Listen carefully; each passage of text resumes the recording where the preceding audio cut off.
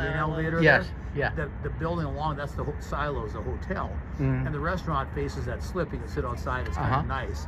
Nice. Across that slip, see that like structure, almost like a pagoda. Yeah. That's where there's a stage like Dylan's played there, Trampled by Turtles, bands when they come, they play an outdoor concert venue. Okay. Bayfront Park. And you said that did they tear down the old arena and build a new one? No, it's still there. It's just dwarfed by. You see that sort of.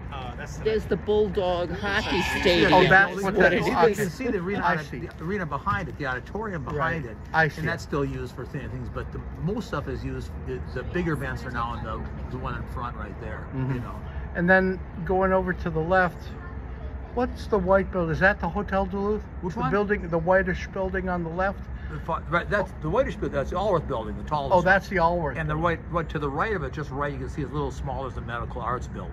Okay. You know, farther over, that's Hotel Duluth, down a little ways. And then you see the sort new of a grayish, Essentia building. The Essentia building. That's the giant thing. See yeah, that it's a kind of in the video. It's kind of gray because of the fog. Exactly. But it's pretty big. It's monolithic. Huge. Yeah. And it stretches out to the right. Yeah, look, you can see all stretches. You get. Yeah, yeah. Because I remember seeing the renderings of what it was going to be. And you can see behind it is Superior Street, and then you see London Road.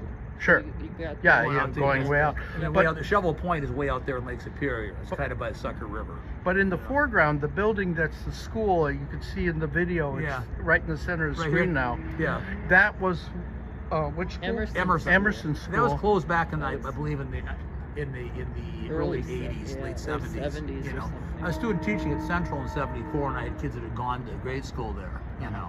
And the trees surrounding it are obscuring the houses, but that's Little Italy. Yeah, Little Italy that's sort of the end of Little Italy. It goes up over the ridge on the other side of the ridge, down to Mesaba Avenue. Gotcha. And there are, I suppose, maybe a population of maybe 1,500 Italian people living there in World War I era, the 1920s through the war, through the 40s. Right. Pretty interesting. Yeah, isn't this where Eric Ringsred's warehouse of knickknacks burned up? Over in Superior, right across the bridge. Near where that grain elevator is across the high bridge. Right? I getcha. Yeah. Very cool. Yeah. And that's the West End is right down below us. That's the area that's being gentrified. You see there's a condo built there. A lot of these older buildings now are converted. There's restaurants and so on. You know. You know what's a good restaurant here is OMC. If you like barbecue, that's really good. West, that's really good. Barbecue's not my favorite. Yeah.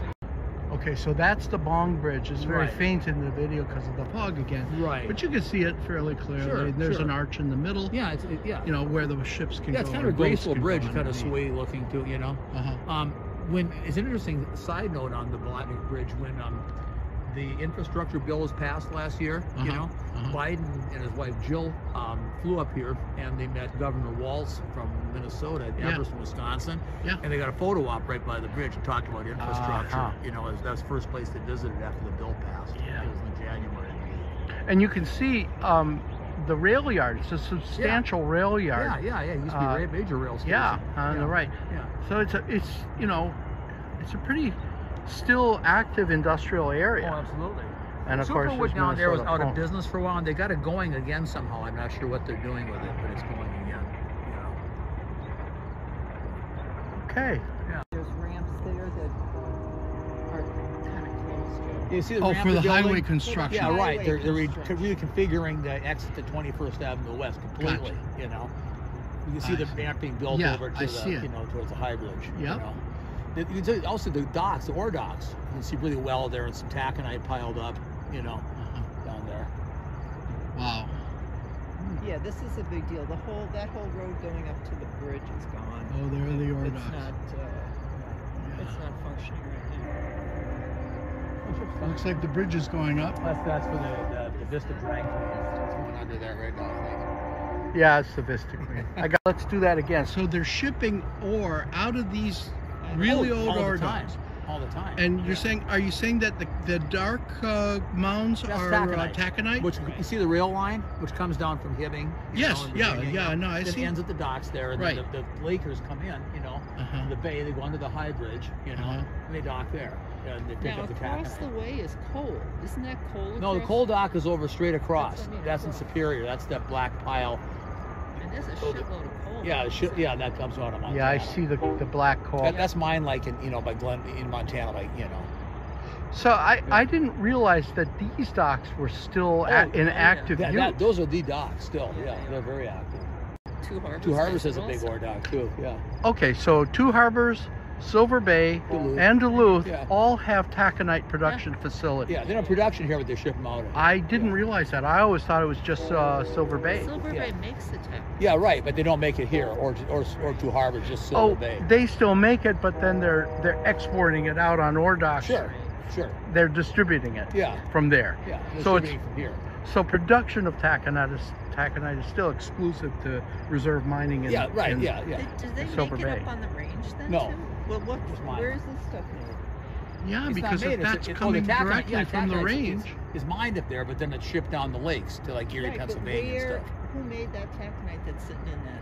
But that's up It's on the gotta range. be up on Mine. the Yeah. range. Okay, so Yeah. there are taconite plants on the range. Processing. Yeah. Right. Right there at the Yeah. mines. Right. But it's still not steel. You know what I mean? It's still No, like no, I understand. But for a long time, the only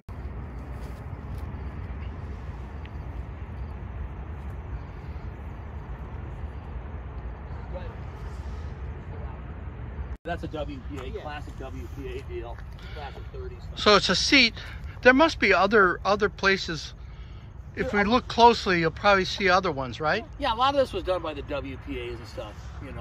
These are Italian stonemasons that did this. Oh, really? In the neighborhood, In the neighborhood's just. Archaeologists are divided, but the thought is these were building blocks or play blocks, sort of like Legos for Paul Bunyan when he was a child.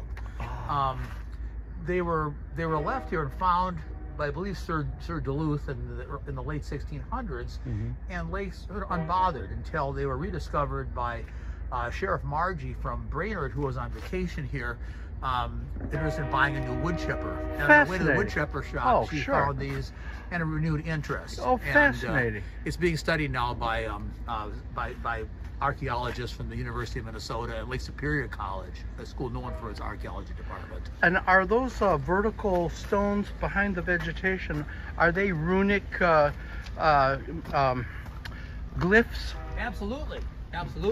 If you saw the documentary 2001, there's one featured in a larger one. They believe these are smaller additions. Of course. They're called monolithas. Yeah. Which is Spanish for little monolith. I see. Very, very interesting.